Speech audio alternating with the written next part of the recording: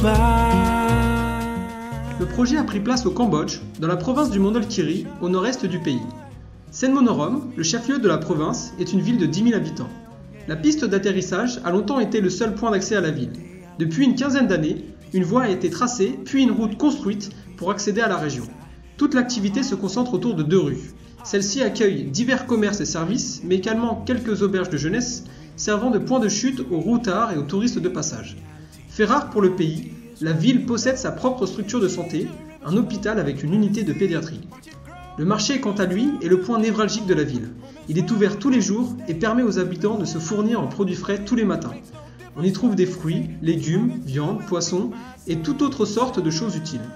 Mais ce qui caractérise la ville et sa région, c'est cette terre rouge, argileuse, pulvérilante, s'échappant dans les airs au moindre souffle de vent.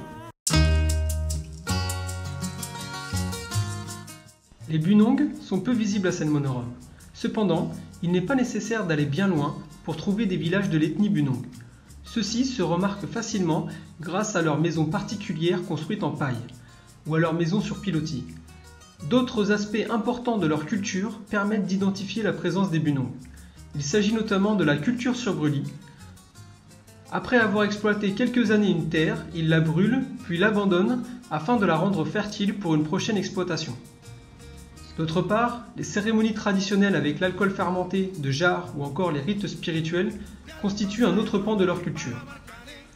En plus, ils sont passés maîtres dans l'élevage d'éléphants et les utilisent à des fins touristiques.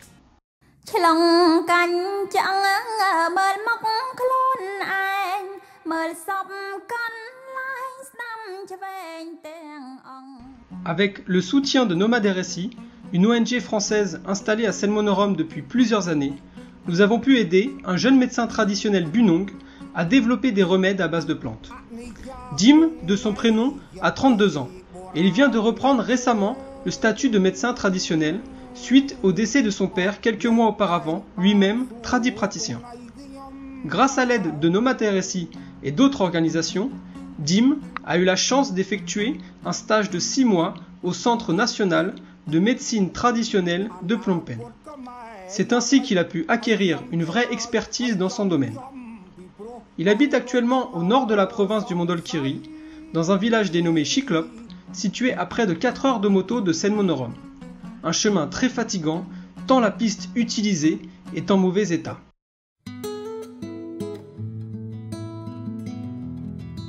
Dim fabrique actuellement plusieurs remèdes différents qu'il prépare à l'avance en recueillant les plantes et en les séchant chez lui.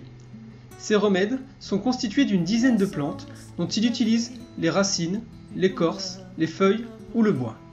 Ils peuvent soigner les affections aussi variées que les maux d'estomac, les problèmes intestinaux, les crises hémorroïdaires et les infections vaginales.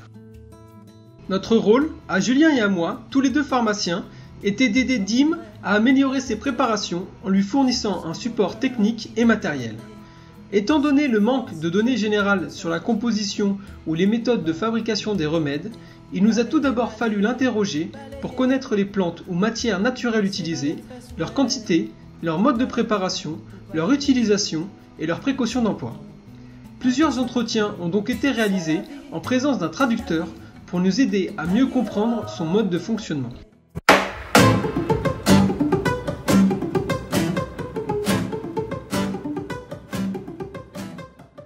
Nous avons voulu vérifier la composition exacte des remèdes en allant collecter chaque plante utilisée une par une en présence du tradipraticien. Cette étape d'identification est essentielle afin de s'assurer que le médecin traditionnel n'utilise pas de plantes toxiques et de permettre aux patients de connaître le nom des plantes utilisées. Les collectes en forêt avec Dim ont été suivies d'un travail de classement des plantes récoltées afin de les faire sécher ultérieurement.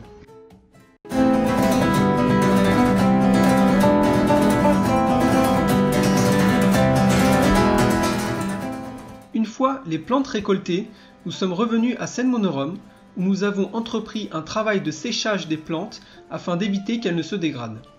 Le séchage s'est réalisé dans la maison de l'association Nomad RSI. Nous avons utilisé un baril dans lequel nous avons disposé les spécimens de plantes sous des braises de charbon.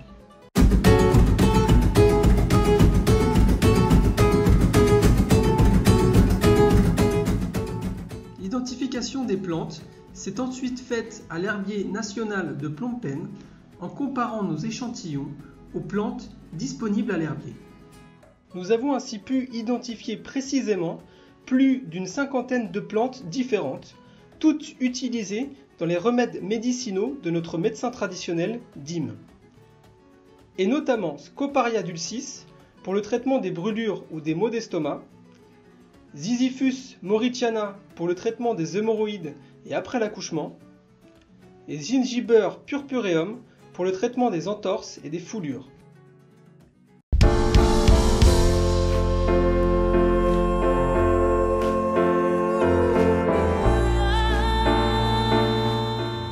Suite aux 3 étapes précédentes, nous avons décidé d'améliorer la notice en indiquant sur celle-ci le mode d'utilisation, les précautions d'emploi, le nom scientifique de chaque plante, la partie de plante utilisée et son lieu de collecte, la date de collecte et le temps de conservation du remède. Ces notices seront prochainement traduites dans la langue locale.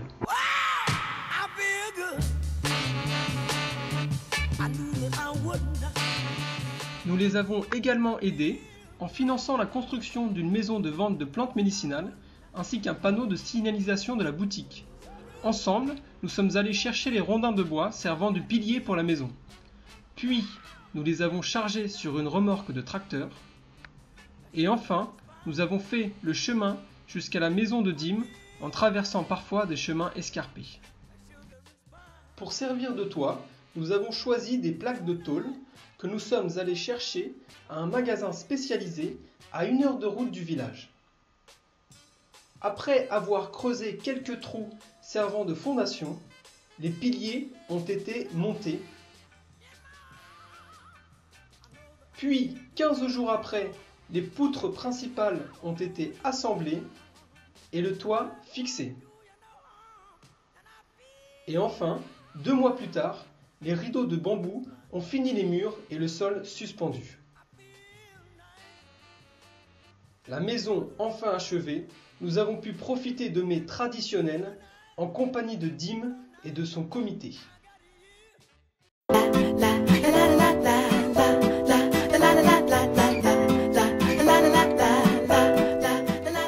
Une action importante a consisté à améliorer le suivi des patients jusqu'alors inexistant, en accord avec les directives nationales du pays. Nous lui avons donc fourni un cahier vierge où nous avons écrit en langue locale un exemple de fiche de suivi à établir pour chaque patient. Aussi, nous lui avons acheté une balance pour peser les plantes afin d'améliorer la précision des mesures effectuées. En effet, la pratique précédente consistait à mesurer la quantité de plantes nécessaires avec une poignée de main.